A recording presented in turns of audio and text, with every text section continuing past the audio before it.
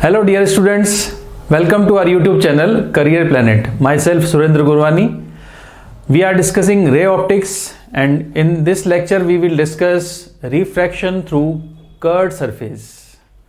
रे ऑप्टिक्स में हमने अभी तक हमने पढ़ा reflection, refraction through glass slab और रिफ्रैक्शन थ्रू प्रिज्म. प्रिज्म में होती है टू रिफ्रैक्टिंग सरफेस प्लेन जो इंक्लाइंड होती हैं. आज हम पढ़ रहे हैं रिफ्रैक्शन थ्रू कर्व सरफेस.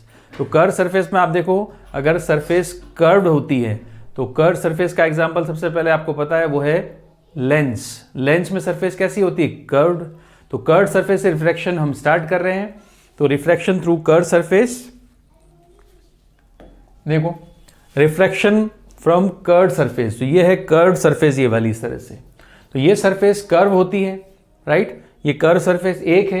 अगर दो कर्व सरफेस लेंगे तो बन जाता है लेंस. तो लेंस पे हम बाद में जाएंगे, पहले हम स्टार्ट कर रहे हैं रिफ्रैक्शन थ्रू कर्व सरफेस. तो लेंस तो सबको पता है, बट इसका एग्जांपल क्या है? रिफ्रैक्शन फ्रॉम कर्व सरफेस का एग्जांपल, रिफ्रैक्शन कर्व सरफेस का एग्जांपल होता है आपका पेपर वेट. पेपर वेट आपने देखा है, ग्लास का होता है. पेपर वेट के अंदर कोई ऑब्जेक्ट आपको दिख रहा है तो वो सरफेस कैसी है? कर्व्ड. और आप कैसे हो? आप कहाँ हो? बाहर हो. ऑब्जेक्ट कहाँ है? मीडियम के अंदर है. जैसे आपने देखा होगा फिश का जो टैंक होता है, स्फेरिकल फिश, जो स्फेरिकल जो स्फेयर होता है, पानी से भरा होता है, उसके अंदर फिश होती हैं. तो फिश तो क्या है? ऑब्जेक्ट है.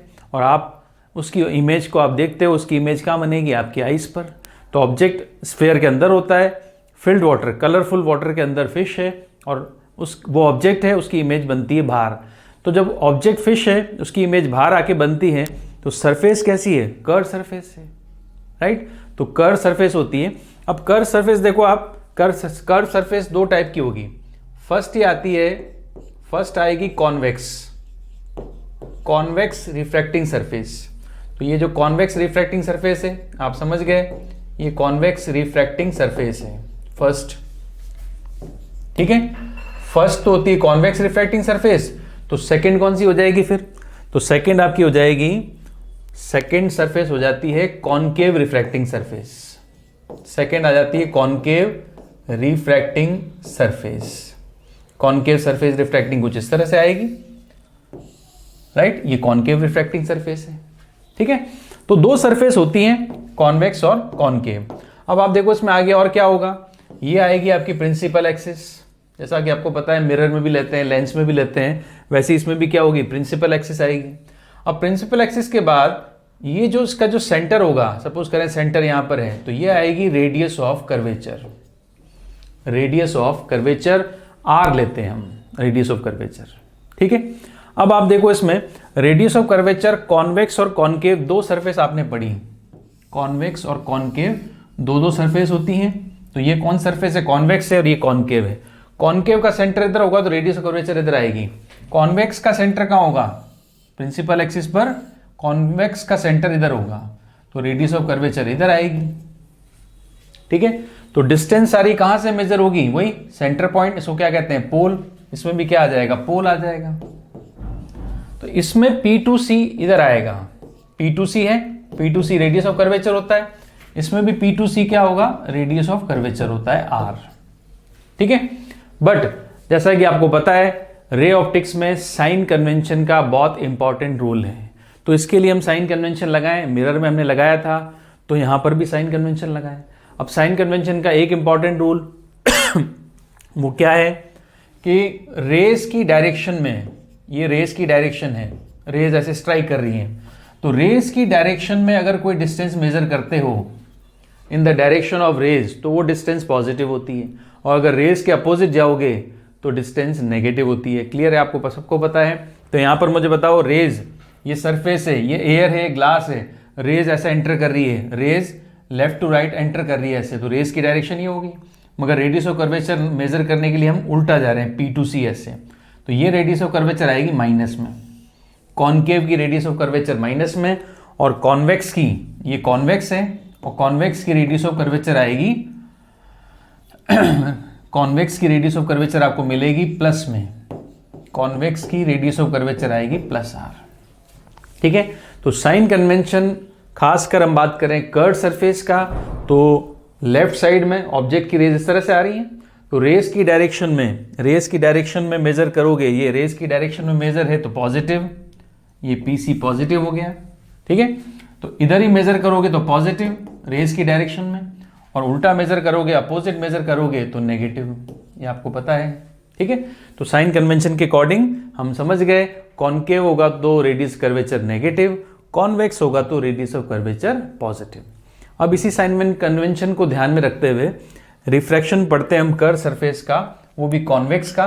तो कॉन्वेक्स के लिए हम बात करें, कॉन्वेक्स रिफ्रैक्टिंग सरफेस है, और इसके लिए क्या रिलेशन होगा, कहाँ ऑब्जेक्ट रखा जाए और कहाँ पर बनेगी इमेज, तो उसके लिए हमें यहाँ पर एक छोटा सा डेरिवेशन हमें यहाँ पे करना पड़ेगा। तो आप देखो, ये है कौन सी surface, convex refracting surface, right. अब इसमें आप देखो कॉन्वेक्स रिफ्रैक्टिंग सरफेस है,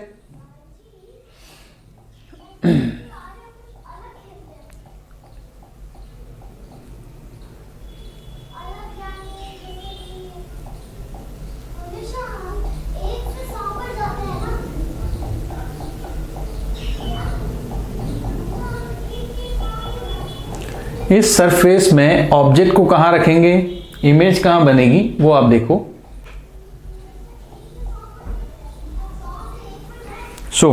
अब देखिए, हम बात करते हैं, सबसे पहले आपको पता है प्रिंसिपल एक्सिस कौन सी होगी। तो प्रिंसिपल एक्सिस आपको पता है, ये प्रिंसिपल एक्सिस है, ठीक है। ऑब्जेक्ट को मैंने यहां कहीं रख दिया, ये ऑब्जेक्ट हो गया वो। अब ऑब्जेक्ट से दो रेज निकलेंगी, फर्स्ट रे ये वाली है, फर्स्ट रे ये वाली है जो स्ट्रेट अंदर एंटर कर जाएगी। सेकेंड रे ऑब्जेक्ट की ओ की, ये यहां पे आके स्ट्राइक करती है, तो ये पॉइंट हो गया आपका एम, ये एम पॉइंट है, ठीक है। अब मुझे इस सरफेस का नॉर्मल ड्रॉ करना पड़ेगा, क्योंकि आपको पता है कि रे एक डेंसर मीडियम में एंटर करती है। अगर रे डेंसर मीडियम में एंटर करेगी तो नॉर्मल की तरफ मुड़ेगी, तो हमें नॉर्मल तो ड्रॉ करना पड़ेगा पहले। तो हम सबसे पहले नॉर्मल ड्रॉ करते हैं। देखो, तो नॉर्मल जो बनेगा यहाँ पर वो इस तरह से आएगा। देखो, नॉर्मल हमेशा सेंटर ऑफ कर्वेचर से पास होता है, किसी भी कर्व सरफेस का नॉर्मल हमेशा सेंटर ऑफ कर्वेचर से पास होता है। तो ये तो हो गया पोल पॉइंट, ये हो गया सेंटर ऑफ कर्वेचर। अब रे अंदर जाएगी तो स्ट्रेट तो नहीं जाएगी, कहाँ बढ़ेगी, नॉर्मल की तरफ डेविएट हो जाएगी, नॉर्मल की तरफ मुड़ जाएगी, क्योंकि डेंसर मीडियम है। तो ये वाली रे जब अंदर आएगी तो नॉर्मल की तरफ मुड़ जाएगी। तो ये नॉर्मल की तरफ मुड़ने के बाद हम बोलेंगे इसको, ये है रिफ्रैक्टेड रे, ये वाली, ये रिफ्रैक्टेड रे है। और फर्स्ट रे ये वाली आई, सेकेंड रे ये वाली आई, तो इमेज कहाँ बन जाएगी, यहाँ पर ये है आई इमेज। क्लियर है। तो ऑब्जेक्ट रख दिया ओ पर, इमेज कहाँ बनेगी, आई पर। सी क्या है, सेंटर ऑफ कर्वेचर है। अब हम डिस्टेंसेस की बात करें तो ऑब्जेक्ट की डिस्टेंस होती है यू, तो ऑब्जेक्ट की डिस्टेंस हो गई यू। इमेज की डिस्टेंस होती है वी, तो वो हमने पुट कर देते हैं यहाँ पर, इमेज की डिस्टेंस क्या है, वी है। और रेडियस ऑफ कर्वेचर क्या होती है, आर, तो हमने पुट कर दिया आर, ये ठीक है। तो ये डिस्टेंसेस हो गई। यू क्या है, डिस्टेंस ऑफ ऑब्जेक्ट, वी क्या है, डिस्टेंस ऑफ इमेज, और यू क्या है, और यू वी और आर, आर क्या है, रेडियस ऑफ कर्वेचर। अब हम इसमें साइन कन्वेंशन लगाएंगे, तो साइन कन्वेंशन के अकॉर्डिंग रे की डायरेक्शन ये है, इसी डायरेक्शन में रेडियस ऑफ कर्वेचर है तो प्लस, इसी डायरेक्शन में इमेज है तो प्लस, बट ऑब्जेक्ट की डिस्टेंस क्या है, माइनस। ये क्लियर है। यू हमेशा, यू इसमें हम क्या लेंगे, नेगेटिव। ऑब्जेक्ट की इमेज क्या है, इस साइड, तो वो होगी पॉजिटिव, रेडियस ऑफ कर्वेचर भी क्या है, पॉजिटिव है। तो फॉर्मूला क्या बनाना है हमें, इसमें फॉर्मूला क्या बनाना है कि ऑब्जेक्ट को कहाँ रखें, ऑब्जेक्ट को ओ पे रख दिया, ओ ऑब्जेक्ट को यू पे रख दिया, तो इमेज कहाँ बनेगी, वी आपको कैलकुलेट करना है। वो एक तरह का ऐसे आपने मिरर में पढ़ा था, mirror formula 1/f equals to 1/v plus 1/u। Similar formula एक लेंस में भी पढ़ते हैं। तो फॉर्मूला क्या बताता है, relation between object distance, image distance and radius of curvature और फोकल लेंथ ऑफ सरफेस। तो यहाँ पर हमारे पास रेडियस ऑफ कर्वेचर है। अब रेडियस ऑफ कर्वेचर है, डिस्टेंस ऑफ ऑब्जेक्ट है, डिस्टेंस ऑफ इमेज है, इसके अलावा दो चीजें और है। ये आपका फर्स्ट मीडियम है जहां से रे आ रही है, ये है μ1, और ये सेकेंड मीडियम है जहां पे रे एंटर करती है, it is μ2। μ1 is the first medium from ray is coming and μ2 is the second medium where ray is going entering, right? So μ1, μ2, u, v and r. So we have to find relation between these quantities u, v, r, μ1 and μ2. clear? तो हम start करते हैं। देखो derivation कैसे होगा। सबसे पहले जो आपको पता है एंगल ये वाला एंगल ऑफ इंसिडेंस होता है आई, तो ये एंगल आई है, तो ये एंगल क्या होगा, आर, क्लियर, आई और आर एंगल है, ठीक है। फिर हमें 3 एंगल आपको यहाँ पे सपोज करने पड़ेंगे, 3 एंगल्स को। इन आई और आर के अलावा 3 एंगल्स और आपको दिख रहे हैं। एक पहला एंगल ये रहा, ये है अल्फा। दूसरा एंगल ये रहा, ये है बीटा। और तीसरा एंगल ये रहा, अल्फा बीटा, और ये है गामा। सो ये 3 एंगल्स आपने सपोज किए। तो आपने 3 एंगल सपोज कर लिए, तो आप लिख दोगे सपोज एंगल्स कौन कौन से, suppose angles alpha comma beta and gamma. There are 3 angles, alpha beta and gamma. Clear. So ये 3 एंगल्स आपने सपोज किए। अब एंगल्स की बात करें तो आपको पता है एक्सटीरियर एंगल, इंटीरियर एंगल्स जो आमने सामने होते हैं उनका सम होता है। तो मुझे बताओ, यहां पर आपको दिख रहा है बीटा, ठीक है, एक आपको बीटा दिख रहा है बीटा, और एक आपको दिख रहा है अल्फा हो गया, बीटा हो गया। एक्सटीरियर एंगल कौन सा होगा, आर, राइट। तो हम ट्राइंगल्स की बात करें तो अल्फा बीटा और आर, और यहां पर अल्फा बीटा है, आर है, गामा है, ये सब एंगल्स हैं। 5 एंगल्स आपको दिख रहे हैं टोटल। ये तो आपने सपोज किए हैं। गिवन एंगल था आई और आर, ठीक है। तो हम एक्सटीरियर एंगल लेंगे तो in triangle M O C, right. Exterior angle आई है। इंटीरियर में आमने सामने वाले एंगल कौन से हो गए, अल्फा एंड बीटा। तो ये हो गया alpha plus beta. It is first equation, right. दूसरा जो ट्राइंगल लेंगे वो ये वाला लेंगे, एम सी आई। एक तो हो गया एम ओ सी, दूसरा ट्राइंगल कौन सा होगा, ट्राइंगल एम सी आई, ठीक है। यहां हम बोल सकते हैं एम ओ सी, और दूसरा आप लिख दो एम आई सी। एक में ऑब्जेक्ट लिया, एक में इमेज ले ली। एम ओ सी ऑब्जेक्ट ये रहा, एम आई सी इमेज वाला एक ट्राइंगल, एक ऑब्जेक्ट वाला ट्राइंगल। तो एम आई सी ट्राइंगल लिया, इसमें देखो आप एक्सटीरियर एंगल कौन सा है, बीटा है, और इंटीरियर आमने सामने वाला एंगल कौन से हैं, आर प्लस गामा। तो यहां से आर की वैल्यू क्या मिल जाएगी, beta minus gamma. It is second equation, ठीक है। तो ये जो मैंने ट्राइंगल्स बनाए, ट्राइंगल्स में आपने बनाया ट्राइंगल्स का एक्सटीरियर और इंटीरियर का जो आपने लिया, इंटीरियर एंगल्स का सम एक्सटीरियर एंगल के इक्वल होता है, ये रिलेशन लगा के हमने निकाला। अब इसमें इन एंगल्स की वैल्यू रिक्वायर्ड है, और इन एंगल्स की वैल्यू रिक्वायर्ड है तो हमें इन एंगल्स की वैल्यू के लिए एक परपेंडिकुलर ड्रॉ करना पड़ेगा, वो होगा एम एन। ये परपेंडिकुलर है एम एन। ये परपेंडिकुलर ड्रॉ करते ही ये राइट एंगल ट्राइंगल्स बन जाते हैं, राइट। और राइट एंगल ट्राइंगल में हम tan अल्फा की वैल्यू, tan बीटा की वैल्यू, tan गामा की वैल्यू निकाल सकते हैं। और आपको साथ साथ ये भी पता है कि angles are very small, angles are very small. Ray optics में ये कंसिडर करते हैं कि एंगल्स बहुत स्मॉल हैं, इसलिए tan थीटा, मतलब जैसे tan अल्फा हो तो उसको हम अल्फा ही लिखेंगे। जहां पर tan अल्फा हो, एंगल स्मॉल है, तो tan थीटा थीटा होता है, sin थीटा थीटा होता है, cos थीटा थीटा होता है। तो स्मॉल एंगल्स के लिए रे ऑप्टिक्स के सारे डेरिवेशन में हम एंगल स्मॉल लेते हैं। और क्यों लेते हैं आपको पता है कि हम जो रेज ले रहे हैं वो कौन सी रेज ले रहे हैं, मार्जिनल ले रहे हैं कि पैरा एक्सियल ले रहे हैं। मैंने आपको बताया था कि हम वही रेज लेंगे जो प्रिंसिपल एक्सिस के पैरेलल होती हैं, क्लोज होती हैं। तो पैरा एक्सियल रेज हम लेते हैं, मार्जिनल रेज हम नहीं लेते हैं। तो पैरा एक्सियल रेज के लिए एंगल हमेशा स्मॉल होता है। तो स्मॉल एंगल के लिए tan अल्फा अल्फा होगा। अब बताओ tan अल्फा इक्वल्स टू क्या होगा, M N upon tan alpha equals to perpendicular हो गया एम एन, एंड बेस क्या है एन ओ।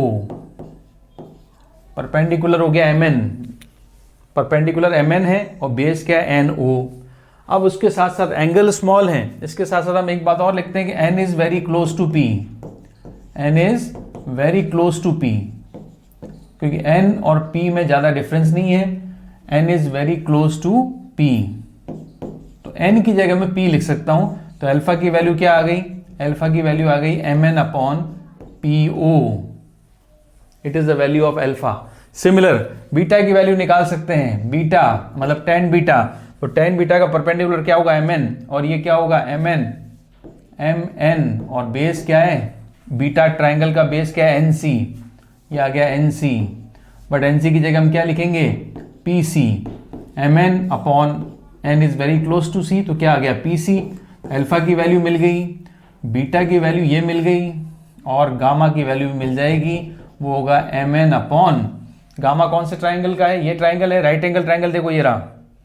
तो राइट एंगल ट्राइंगल में गामा परपेंडिकुलर हो गया mn और बेस क्या हो गया ni की जगह क्या लिखेंगे pi, तो mn upon pi next value ये मिल गई आपको। ठीक है, तो आपके पास अल्फा है, आपके पास बीटा है, आपके पास गामा है, सबकी वैल्यूज मिल गई और यहां पर आपने आई और आर की वैल्यू निकाल रखी है। तो ये जो हम जो डेरिवेशन करने जा रहे हैं, इसका जो इस पेज पे आपने जो लिखा है वैल्यूज, यही सबसे इंपॉर्टेंट है और मोस्टली पार्ट यहाँ पर डन हो चुका है। आई की वैल्यू पता लग गई एक्सटीरियर इंटीरियर एंगल्स के सम से, आर की वैल्यू पता लग गई, अल्फा बीटा गामा की वैल्यू पता है, तो आपको ये पुट करनी है सब में इसमें। और आई और आर कहाँ पर यूज़ करते हैं, बिकॉज आपको पता है यहाँ पर रिफ्रैक्शन हो रहा है, तो रिफ्रैक्शन में कौन सा इंपॉर्टेंट लॉ है, वो है स्नेल्स लॉ। तो स्नेल्स लॉ लगाएं हम आगे, तो स्नेल्स लॉ लगाएंगे हम आगे। तो यहाँ पर देखो स्नेल्स लॉ,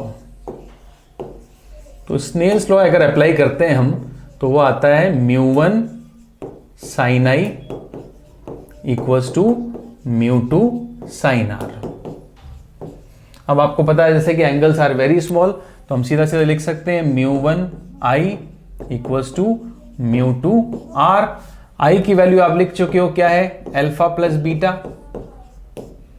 और r की वैल्यू आपने लिखी beta minus gamma. Last equation first and second से i और r की वैल्यू पुट कर दी।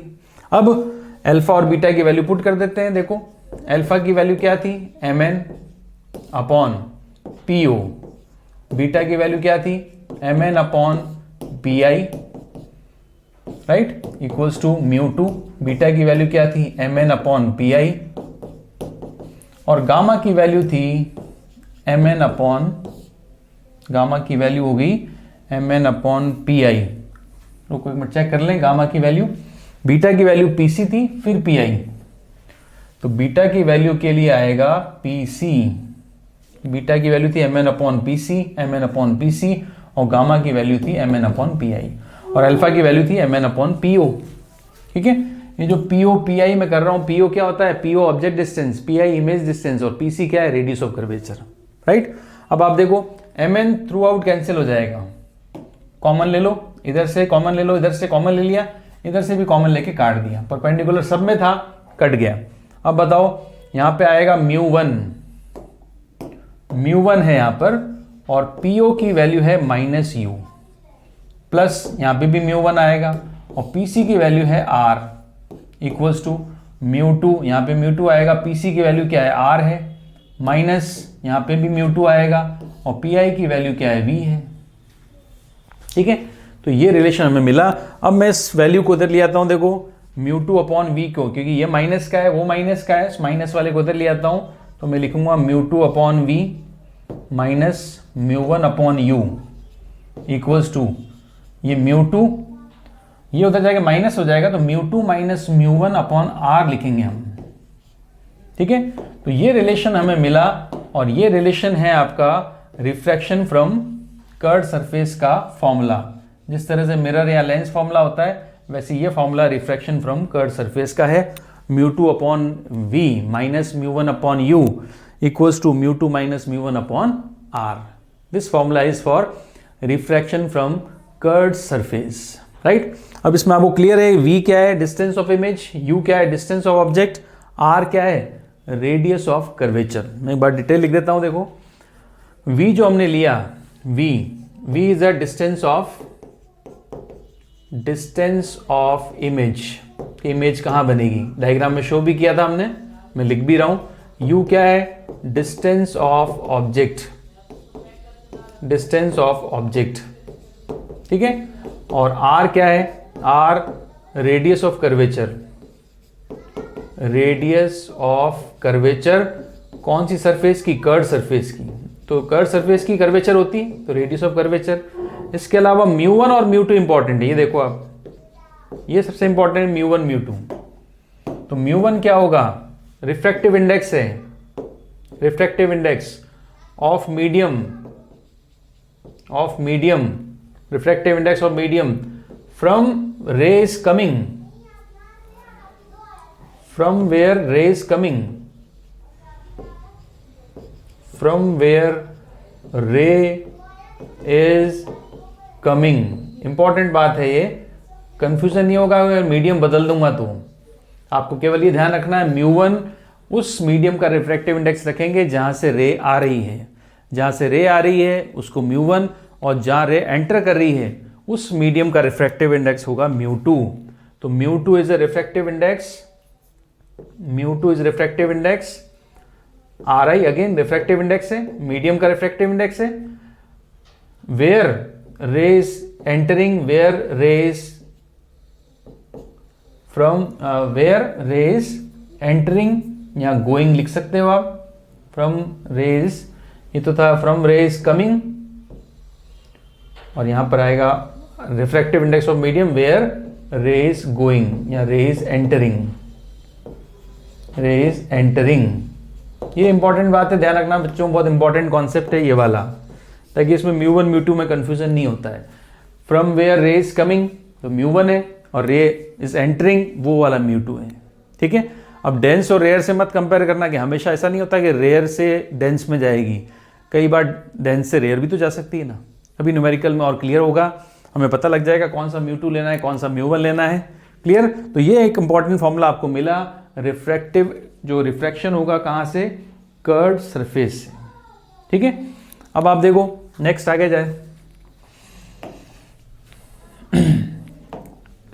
नेक्स्ट देखो आप, तो नेक्स्ट जो आता है जो हमारी सरफेस है, इसकी फोकल लेंथ की बात करें, फोकल लेंथ, इसकी फोकल लेंथ आप देखोगे तो आपको फोकल लेंथ दिखेगी दो फोकल लेंथ होती है। फोकल लेंथ का मतलब समझ गए कि जहां रेज फोकस होती हैं पैरेलल रेज, यहां उस पॉइंट से निकलने वाली रेज पैरेलल हो जाती हैं।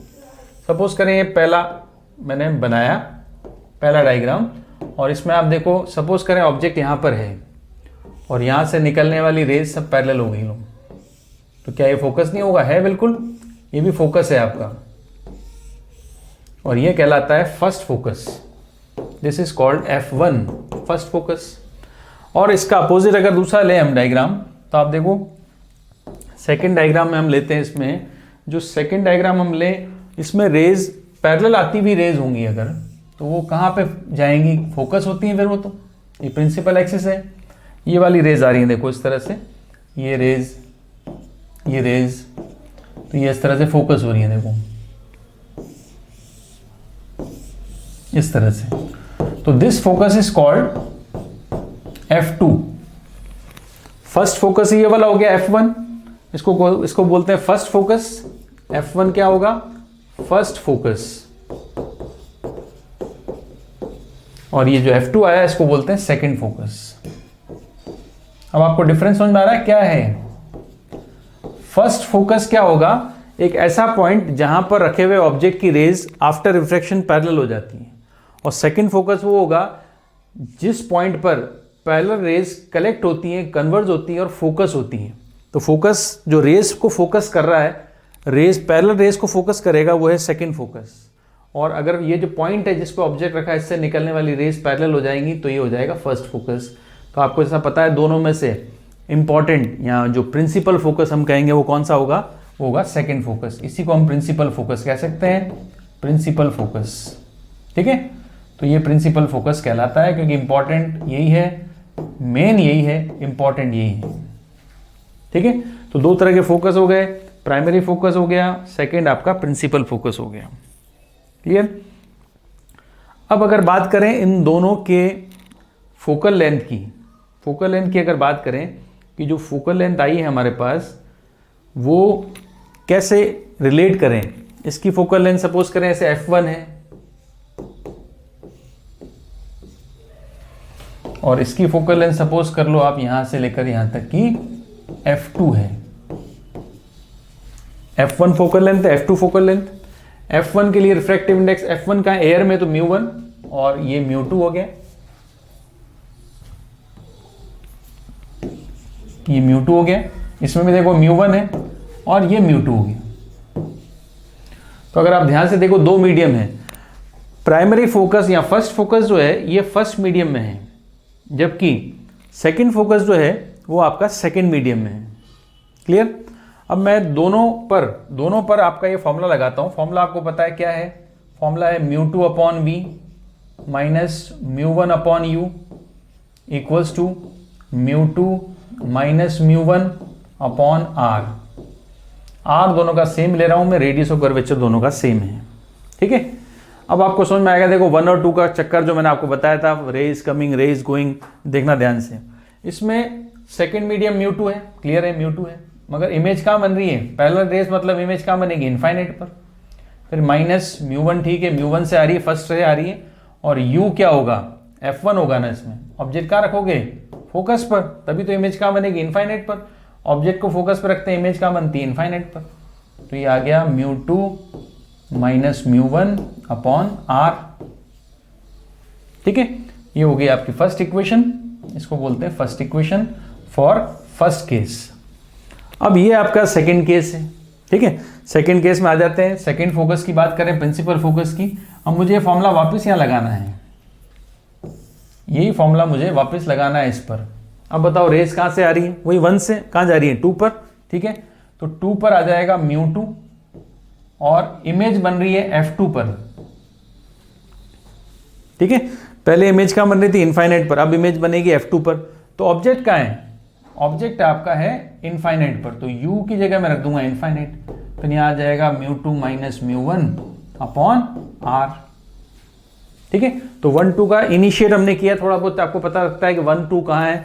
इसमें 2 में इमेज बन रही है, 2 में इमेज बन रही है, ठीक है, बट 2 में इमेज मतलब आपने रख दिया μ2 अपॉन इनफाइनाइट, उसमें रखोगे μ1 अपॉन इनफाइनाइट, क्योंकि उसमें ऑब्जेक्ट इनफाइनाइट पर है। ठीक है, तो यहाँ पर अब मुझे बताओ f2 की वैल्यू, तो ये तो आपका 0 हो गया, ये क्या आ जाएगा, μ2 upon f2 equals to μ2 minus μ1 upon r। ये सेकेंड इक्वेशन हो गई। तो इसमें आप देखो फर्स्ट इक्वेशन का राइट और सेकेंड इक्वेशन का राइट सिमिलर है, तो दोनों का लेफ्ट भी इक्वल होगा। तो दोनों के लेफ्ट को कंपेयर करें तो यहाँ पर फर्स्ट का लेफ्ट जो आ रहा है वो है माइनस μ1 अपॉन f1, ये फर्स्ट का लेफ्ट है, और सेकेंड का लेफ्ट क्या है, ये हम कहेंगे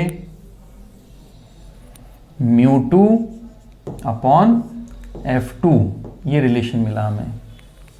ठीक है, तो दोनों फोकस के बीच में रिलेशन मिलता है। तो अगर मैं माइनस वाले को उधर ले जाऊं तो मैं इसको ऐसे लिख सकता हूं, माइनस वाले को लिख के जाऊं उधर तो मैं इसको ऐसे लिख सकता हूं। देखो आप, ये जो वैल्यू है हमारे पास, इसको मैं ऐसे लिखूंगा μ1 upon f1 plus μ2 upon f2 equal to 0। तो दोनों फोकस के बीच में रिलेशन हम कह सकते हैं it is relation between f1 and f2। Clear? तो ये दो फोकल लेंथ है, दोनों की वैल्यू हमें मिल गई है, राइट। तो हमने जो फॉर्मूला पढ़ा इसके लिए हम न्यूमेरिकल करते हैं। देखो न्यूमेरिकल करो, इसमें देखो आप डायग्राम दे रखा है कुछ इस तरह से, ये डायग्राम है इस तरह का, ठीक है, और ये प्रिंसिपल एक्सिस है, ये हो गया आपका ऑब्जेक्ट, ठीक है, और ये दे रखा है 1.5 और ये दे रखा है 1, म्यू इसका 1 दे रखा है, इसका म्यू 1.5 दे रखा है, ठीक है, और d मतलब डायामीटर आपको दे रखा है 40 सेंटीमीटर, डायामीटर दे रखा है 40 सेंटीमीटर, तो रेडियस क्या हो गया 20 सेंटीमीटर हो गया, ठीक है, और ये दे रखा है ग्लास, ठीक है, ग्लास 1.5 दे रखा है। अब आपसे क्या पूछा है, डायग्राम दे दिया, an object O is in glass situated at 5 centimetre, तो U की वैल्यू क्या है 5 सेंटीमीटर है, ठीक है, डायमीटर दे दिया। Find the distance of the image from the source, क्या पूछा है, इमेज फ्रॉम द सोर्स, तो U दे रखा है 5, मैं साइन कन्वेंशन की बात करता हूं, रुको पहले मैं लिख दूं U5, R 20 और V आपसे पूछा है। अब मुझे साइन लगाने हैं, साइन मुझे प्रॉपर यूज करने हैं, रे ऑप्टिक्स का कोई भी न्यूमेरिकल करूंगा साइन कन्वेंशन के साथ करूंगा, ध्यान रखें, रे ऑप्टिक्स का कोई भी न्यूमेरिकल करूंगा अगर तो साइन कन्वेंशन लेके करूंगा, बिना साइन कन्वेंशन में न्यूमेरिकल करूंगा ही नहीं, आप भी नहीं करना, मतलब नहीं करना है साइन कन्वेंशन के बिना। तो साइन कन्वेंशन लेते हैं, देखो तो साइन कन्वेंशन क्या होगा बताइए, रे ऑब्जेक्ट का है, ये ऑब्जेक्ट है, तो ऑब्जेक्ट से निकलने वाली रेज लें, तो ऑब्जेक्ट से निकलने वाली रे ये, तो ये इस तरह से एंटर करेगी ना, बाहर जाएगी तो, राइट, तो फर्स्ट टू सेकंड ये एक रे, ये मैंने मान ली ये है, तो रे ग्लास से एयर में जा रही है, ये ध्यान रखें, glass to air, glass to air, तो ये हो गया 1 और ये हो गया 2। ये ध्यान रखना आप, कहां से जा रही है, ग्लास से, कहां जा रही है, एयर। तो 1 कौन सा हो गया, ग्लास हो गया, और 2 कौन सा हो गया, एयर हो गया। ठीक है, तो 1 2 नहीं लिखे हम, तो 1 2 तो हम पहले ही बता चुके हैं, 1 2। तो अगर ये μ1 है, क्योंकि ग्लास से जा रही है, तो μ1 इक्वल्स टू होगा μg। कहां जा रही है, एयर में, तो μ2 क्या होगा, म्यू एयर। ठीक है, अच्छा ये हो गया। अब मुझे बताओ पोल पॉइंट ये रहा, तो ऑब्जेक्ट की डिस्टेंस इधर आएगी रे के अपोजिट, तो ऑब्जेक्ट की डिस्टेंस होगी माइनस में। ठीक है, इमेज की डिस्टेंस हमें पता नहीं है, रेडियस ऑफ कर्वेचर क्या होगी, वो भी इधर आएगी। सेंटर ऑफ कर्वेचर कहाँ होगा, इधर होगा ना, तो सेंटर ऑफ कर्वेचर इधर आता है, क्योंकि सरफेस ऐसी है, तो स्फीयर बनाओगे ऐसा बनेगा, सेंटर इधर आएगा, तो रेडियस ऑफ कर्वेचर भी आएगी नेगेटिव। ठीक है, अब हम फॉर्मूला लगाएं और v निकाल सकते हैं। फॉर्मूला हमारे पास क्या है, सबको पता है, μ2 अपॉन, फॉर्मूला सबको पता है, μ2 upon v minus μ1 upon u equals to μ2 minus μ1 upon r। ध्यान से रखना, μ2 मतलब जहां रे जा रही है, रे कहां जा रही है, ग्लास में, सॉरी ग्लास से एयर में, तो सेकेंड मीडियम जहां रे एंटर कर रही है वो है एयर। एयर का रिफ्रैक्टिव इंडेक्स क्या होता है, 1। इमेज हमें निकालनी है, 1 कहां से आ रही है, रे ग्लास से, तो यहां पे आएगा 1.5, यहां पे क्या आ जाएगा 1.5। यहां लिख सकते हो म्यू ए, यहां लिख सकते हैं म्यू जी, क्योंकि ग्लास से एयर में जा रही है। तो यहाँ पे u की वैल्यू कितनी है, -5, तो -5 पुट कर देंगे। इधर आ जाओ μ2 मतलब कहाँ जा रही है रे, एयर में, तो एयर में 1 कहाँ है, μ1 कौन सा आता है, जहाँ से आ रही है, तो कहाँ से आ रही है, ग्लास से, अपॉन r कितना है, -20। ठीक है, तो यहाँ से हमें क्या निकालना है, v निकालना है। अब आपको पता है ये आपका 1 हो गया,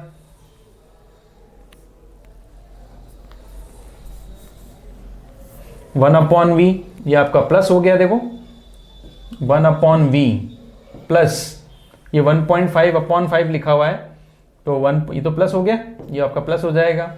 5 से 1.5 काटेंगे तो आप कह सकते हो ये 0.3 हो गया, इक्वल्स टू, इधर आ जाओ तो ये आएगा 1 माइनस 0.5, 1 माइनस नेगेटिव से नेगेटिव कट जाएगा।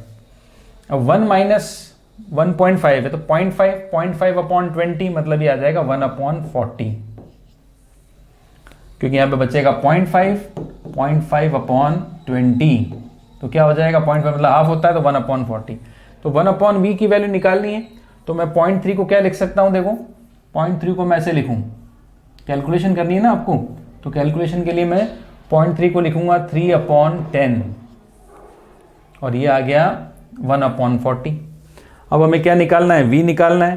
तो v निकालने के लिए आगे चलें, तो आप बताओ, v निकालने के लिए आगे चलें तो ये आएगा 1 upon V equals to 1 upon 40 minus 3/10, तो एलसीएम क्या आ जाएगा, यहाँ पर एलसीएम आ जाएगा 40, तो यहाँ पर आ जाएगा 1 और ये 4 मतलब माइनस का 12। ठीक है, तो 4 एलसीएम लिया मैंने, 40 एलसीएम, तो यहाँ 4 से मल्टीप्लाई होगा तो 40 आ गया, तो -11 आ जाएगा। तो v की वैल्यू आ गई -40/11। क्लियर है, तो आपको समझ में आ रहा है इसमें आंसर क्या होगा, 40/11 आंसर आ जाएगा 3.63 नेगेटिव का, माइनस का, तो करेक्ट ऑप्शन होगा इसका सी। 40/11 करेंगे हम तो आएगा 3.63 नेगेटिव, मतलब इमेज कहाँ बनेगी, इमेज आपकी इस साइड बनेगी, इमेज आपकी इस साइड बनेगी, उस साइड नहीं बनेगी, उस साइड v प्लस का होता है, बट आपका v कैसा आया, नेगेटिव आया, मतलब इमेज इधर बनेगी। ठीक है, तो ये था क्वेश्चन नंबर फर्स्ट। इसमें आगे चले, नेक्स्ट क्वेश्चन देखो, there is a small air bubble inside the glass sphere. अब इसमें भी देख लो, ग्लास स्फीयर ये रहा, ये ग्लास स्फीयर है, इसके अंदर एक बबल है। ठीक है, bubble is 4 centimetre below the surface, ये रहा बबल, ये कितना नीचे सरफेस से, 4 सेंटीमीटर नीचे है, viewed normally from the outside, तो यहां से हम देख रहे हैं बाहर से।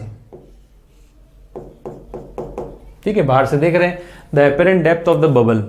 अब बबल कहाँ है, ये ग्लास है, ये वाला, ये म्यू जी है और ये μ1 है। अब आपको क्लियर है कि रे कहां से कहां जा रही है, उसका इंपॉर्टेंट बात है। बताओ ऑब्जेक्ट कहाँ है, ऑब्जेक्ट है ग्लास स्फीयर के अंदर, तो इसकी रे जो होगी वो बाहर जा रही है, रे निकल कर बाहर जा रही है। ठीक है, तो अगर रे निकल के बाहर जा रही है इसका मतलब ग्लास से एयर में जा रही है, ये तो 1 है आपका। एयर का तो क्या होता है 1 होता है ना, उसको मैं म्यू ए लिख दूं और ये ग्लास लिख दूं। ऑब्जेक्ट कितना दूर है 4, और ये आ जाएगी सरफेस, सरफेस का पोल ये रहा आपका।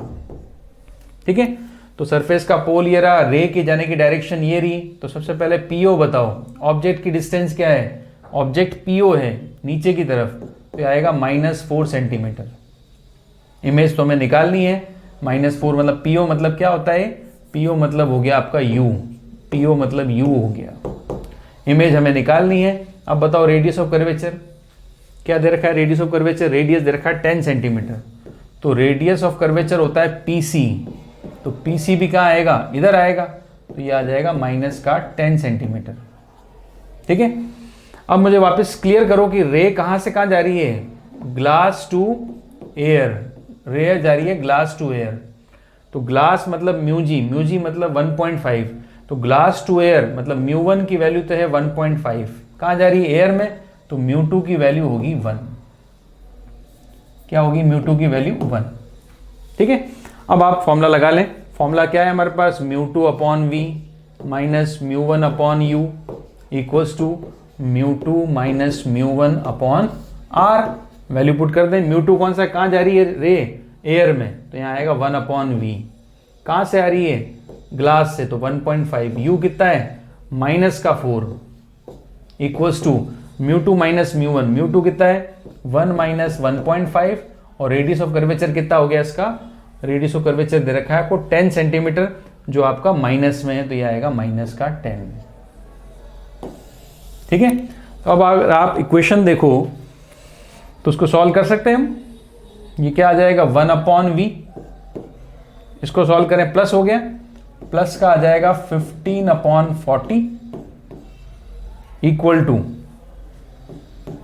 ये 1 माइनस 1.5, तो माइनस का 0.5 हो जाएगा, और ये नीचे माइनस का 10 है, ये प्लस हो जाता है, मैंने पहले लास्ट क्वेश्चन में भी किया था, आपको पता है माइनस माइनस प्लस हो जाता है, तो 1/v plus 15/40 equal to, minus minus cut गया, 0.5 को 1/2 लिख सकते हैं, तो 1/20 लिख देता हूं मैं।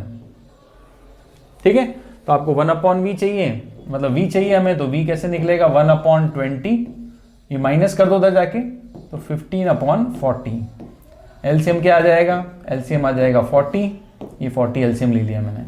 अब 40 एलसीएम लिया तो यहाँ पे क्या आएगा 2, यहाँ पे क्या आ जाएगा 15 आ रहा है, तो v की वैल्यू आ जाएगी 40/-13 है, तो -40/13 आया। अब -40/13 आया तो इसका मतलब आप देखो क्या वैल्यू आएगी इसकी, apparent depth of the bubble, ये कहाँ दिखाई देगी इमेज में आपको बोला है, तो 13, इसका मतलब आ जाएगा इमेज कहाँ मिलेगी आपको माइनस में, मतलब बिलो द सरफेस आएगी, अबो द सरफेस नहीं आएगी, बिलो द सरफेस आएगी, और माइनस में है ये वैल्यू, तो नेगेटिव होने के बाद इसका आंसर क्या आएगा देखो,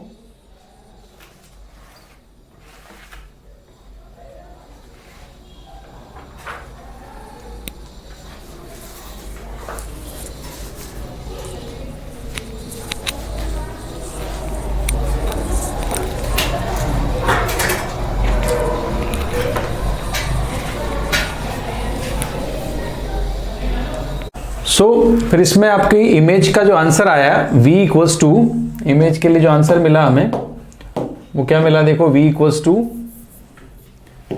टू मिला -40/13, मतलब आ जाएगा माइनस का 3.07 सेंटीमीटर। तो माइनस का आ रहा है, इसका मतलब आपको पता है जो बबल होगा, बबल के लिए ऑब्जेक्ट की डिस्टेंस, जो बबल था ग्लास के स्फीयर में, एयर बबल, इसकी डिस्टेंस थी 4 सेंटीमीटर। तो जो इमेज आएगी आपको पता है u आपने क्या लिया था, u लिया था -4, तो इमेज भी कहाँ बनेगी, माइनस मतलब इस साइड, तो सरफेस ये है, तो सरफेस के नीचे बनेगी, तो करेक्ट ऑप्शन होगा इसका 3 centimetre below the surface, right. So now moving to next question.